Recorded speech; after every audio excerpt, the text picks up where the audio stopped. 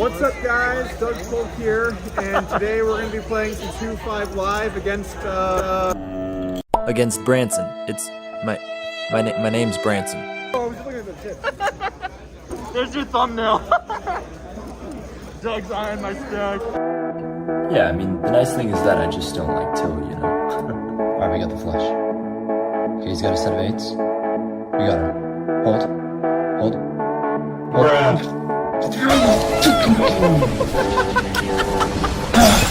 Tell him he's got a lot of class, and it's all low. Strap yourselves in, because this is a fun session filled with huge pots. Welcome to the 2-5 Monster Meetup game at the Lodge in Texas. I sit down with $600, and the first hand I get into is Ace-Jack of Spades in the Hijack. I opened at $20, the small blind, one of the most aggressive players, 3 bets to $75, and I call. The flop comes King, King, Ace, Rainbow, and he c-bets to $50. It's a pretty clear call, and the turn comes a 10. Now the small blind checks, and I check back. No need to bloat the pot here, plus I don't think a worse hand is calling for 2 more streets. The river comes a 4, a total brick, and the small blind checks again.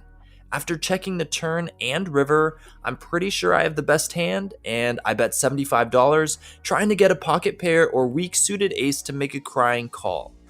He folds pocket queens, and we take it down. Next up, I have ace 10 of diamonds in the small blind. There's a straddle to $10, a double straddle to $20, and a triple straddle to $40. That means there's already a juicy $77 dangling in the middle, ready to be snatched up by one of us clamoring monkeys. The cutoff opens to $120, but I haven't given up on those bananas yet. My instincts are primal. I'm gonna show everyone I'm the top ape here, and I raise to $300.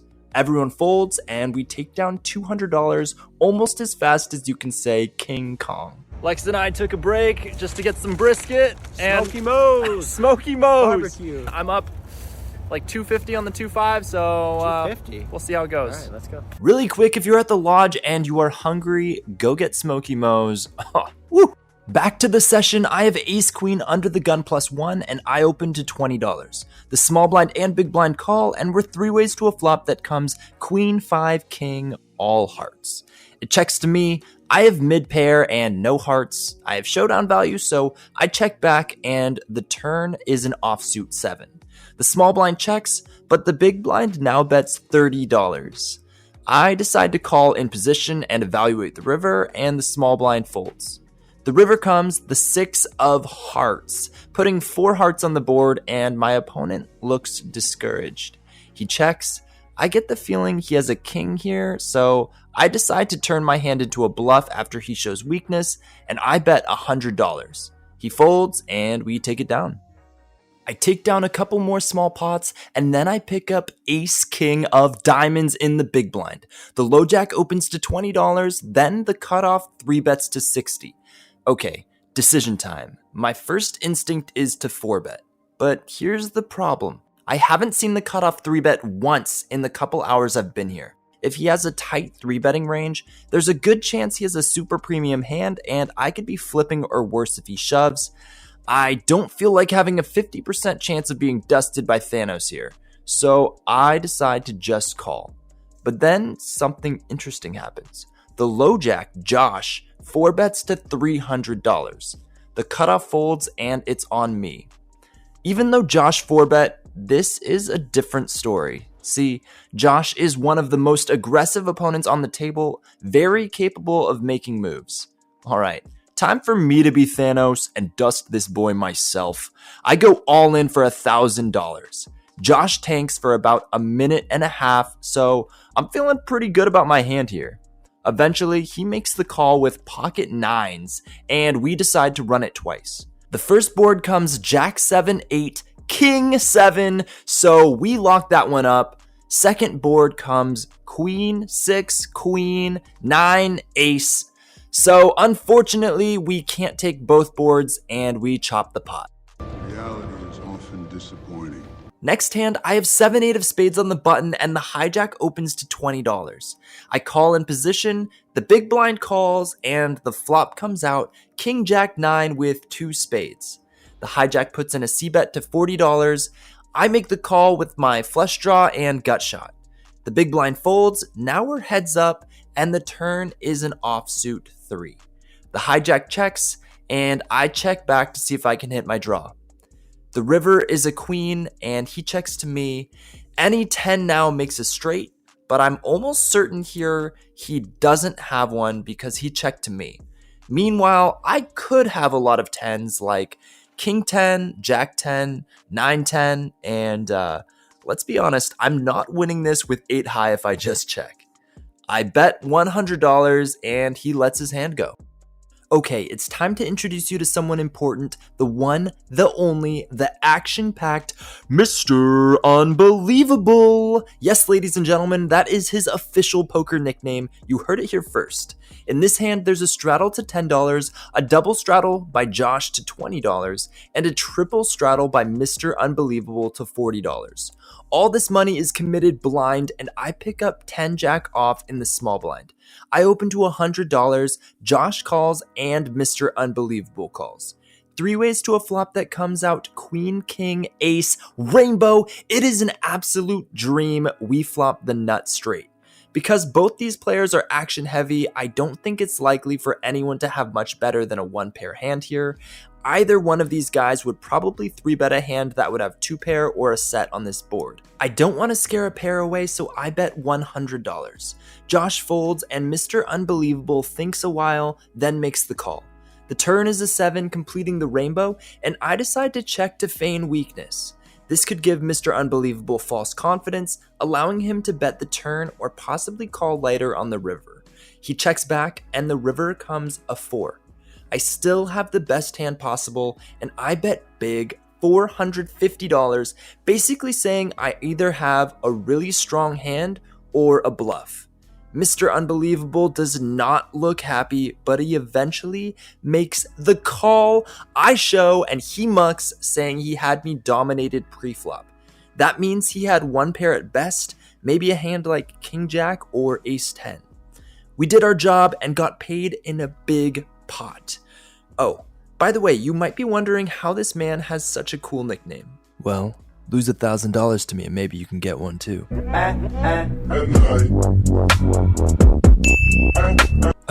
Okay, I'm being a jerk, but he did actually request that be his nickname in the vlog. He was a super nice guy, so who am I to deny a request? The next big one I have is Ace King of Spades in the cutoff. The low jack opens to $20, the hijack puts in a 3-bet to $65. I have one of the strongest hands you can get, so I put in the 4-bet to $180. Then Mr. Unbelievable comes rocketing out of the big blind. He sends his whole stack to the moon and goes all in for $700. It folds all the way back to me. Again, Mr. Unbelievable is an action player, so there's no way I'm folding here. I call, and we're in another giant pot against this man. We decide to run it twice, then he flips over Ace King of Diamonds, so most likely we're chopping this. The first board comes out Jack 9-5 with 2 diamonds. I'm praying, no more diamonds. Turn, clean, river, clean, whew. Second board comes out 2-7-10 with 2 spades now. The turn is the 2 of spades. We hit a flush. River is the jack of clubs. We chop the top board and I win the bottom, so I win 3/4 of the pot.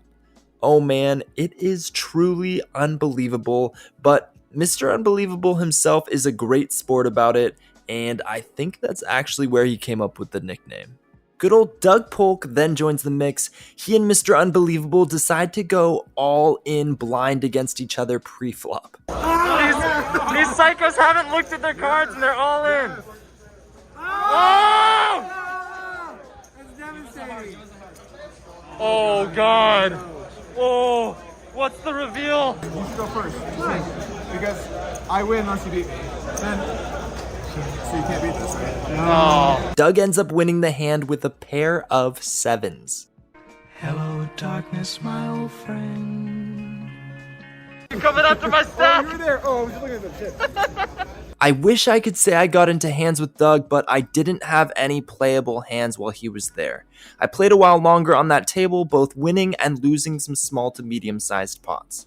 Eventually, my table wanted to convert to a match the stack instead of a $1,000 maximum buy-in. Everyone added on for a couple thousand, so I decided to just move to a different table up around $2,000 at this point. If you watched my last video, you would know I struggled pretty hard in Match the Stack, so I switched to a 1,000 max buy-in table to avoid the same situation, and I sit down with $800. The first hand I get into, I pick up Ace-8 of clubs on the big blind. The low jack limps, the button raises to $20, I make the call, and the low jack comes along as well. The flop comes out Ace-Jack 4 with 2 diamonds and a club. It checks to the button, who puts out a small C bet of $15. I call with top pair, and the low jack calls as well. The turn is a 9, and this time it checks all the way through. The river comes another 9, I check, the low jack checks, and the button bets $85.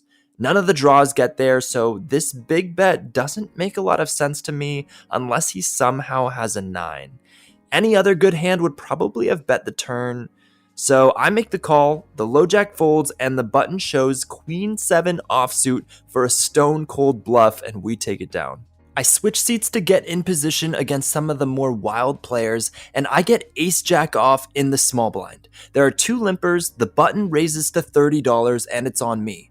The button has been making some wild moves, so I definitely think I'm ahead of his range, and I 3-bet to $120. It folds back to him, he calls, and the flop comes out 2 king 4 rainbow. On this dry of a board, I bet small, $80, and the button calls. The turn is an 8, and it is decision time. The button only has about $350 left in his stack, and I've seen him raise all in on the flop multiple times. If he had a king, I think this wild player most likely would have shoved his stack on the flop already. I don't have the heart to keep bluffing, however.